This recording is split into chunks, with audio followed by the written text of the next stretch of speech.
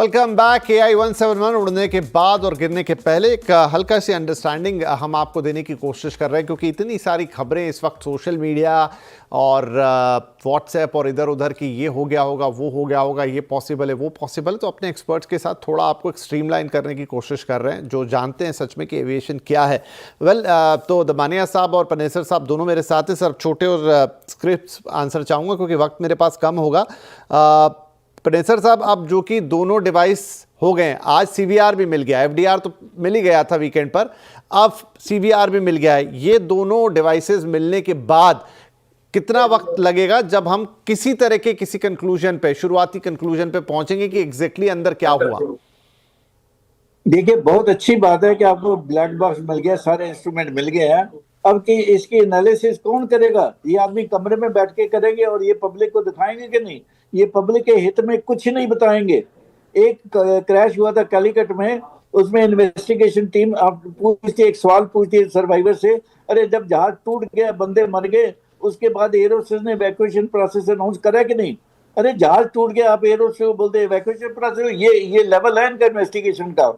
और ये DFDR है, इमरजेंसी में it can be red out in with in few days. लेकिन ये सब लोग हैं, अब ये बाहर का सैर करेंगे, कभी इंग्लैंड जाएंगे, अमेरिका जाएंगे, वहां पे CVR DVR डिकोड के जी यहाँ नहीं हो, जबकि यहाँ पे इनके पास लेबोरेटरी है DGCA में, वहां पे डिकोड हो सकता है, 2 दिन में हो सकता है। लेकिन इनके पास एक्सपर्ट कोई नहीं है।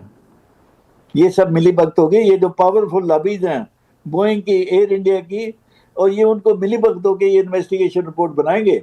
ये पब्लिक के हित में नहीं बनेगी जब तक ये हमारी जुडिशरी इंटरवीन नहीं करती, पब्लिक इंक्वायरी नहीं होती। जो प्रोफेशनल है उनको बुलाओ, हम सवाल पूछेंगे, फिर हम उनको ये भी बताएंगे कि ऐसे एक्सीडेंट फ्यूचर में कैसे बचाए जा सकते हैं। आज का मुद्दा, सबसे बड़ा मुद्दा ये है कि इस इंक्वायरी के इन्वेस्टिगेट के बाद, ताकि ऐसे हादसा दोबारा ना हो। मैं ये इनसे पूछना चाहता, इन्वेस्टिगेशन कोई बता सकता है कि कैसे अवॉइड करेंगे इंसिडेंट?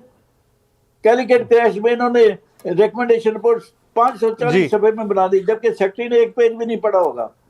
और उसमें 540 सब इतने पढ़ोगे कि तुमको हंसी आएगी, ये किस बेवकूफ ने 540 लफे लिखे हैं। अगर ये ऐसी रिकमेंडेशन देंगे तो आप अंदाजा लगा लो कि हिंदुस्तान में क्या हो रहा है और ये कैसे जनता को कैसे। ठीक है, यहाँ पर जी, क्योंकि समय मेरे पास थोड़ा कम है। परवेज साहब, new national aviation safety plan NASP, इस पर भी सोर्सेस के मुताबिक हमें पता है कि अब काम शुरू होने वाला है।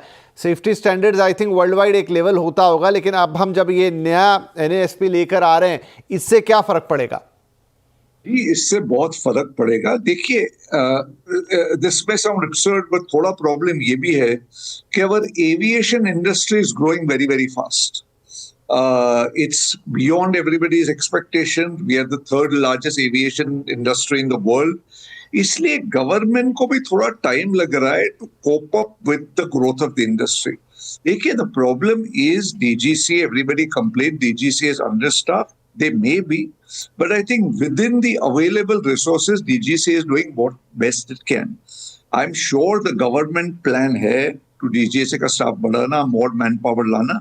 Today evening, 1 hour before our conversation, the major meeting was concluded with the aviation ministry. Changes will come and they will keep coming, and we have to keep a positive outlook. अगर government का support नहीं रहता और government का encourage नहीं रहता ये industry को, तो ये इंडस्ट्री का ग्रोथ इतना कैसे होता? और अगर गवर्नमेंट इतना इंडस्ट्री को सपोर्ट कर रही है, ग्रोथ हो रहा है, तो फिर government why will they not be careful of safety standards? I am sure the government will do everything to make the airline and the passenger safety higher. The team is working on it. Air Investigation Board is also, or Accident Investigation Board is also on the job. DGCA on the job. Foreign experts on the job. Let us just wait a little while till the reports come out to understand what the problem was and why. बिल्कुल, हम उम्मीद भी यही करेंगे कि अब चूंकि दोनों मेजर इंस्ट्रूमेंट जो बहुत इंपॉर्टेंट होते हैं वो मिल गए हैं, तो जल्द से जल्द हमारे पास एक इनिशियल कि हुआ क्या एग्जैक्टली, अंदर क्या बातचीत हुई, क्या प्रॉब्लम हुई, फिर फ्लाइट का डेटा क्या बता रहा है, वो सारी चीज़ें सामने आएंगी। लेकिन इस बीच यही कोशिश यही थी हमारी कि पनेसर साहब को लेकर और परवेज जी को लेकर कि जो इतना कुछ इस समय इतनी ज़्यादा इंफॉर्मेशन आ गई है चीज़ों को लेकर कि समटाइम वो मिसलीड करती हैं सोशल मीडिया इधर उधर, तो आपको एक सही तस्वीर दिखाएं। इंतज़ार हमें भी रहेगा कि कब इसका डिटेल निकल कर सामने आता है और वो किस हद तक कैसे होता है और आगे जांच एजेंसियां उसमें से क्या निष्कर्ष निकालती है, देखने वाली बात होगी। लेकिन फिलहाल आप दोनों ही मेहमानों का बहुत शुक्रिया। नमस्कार।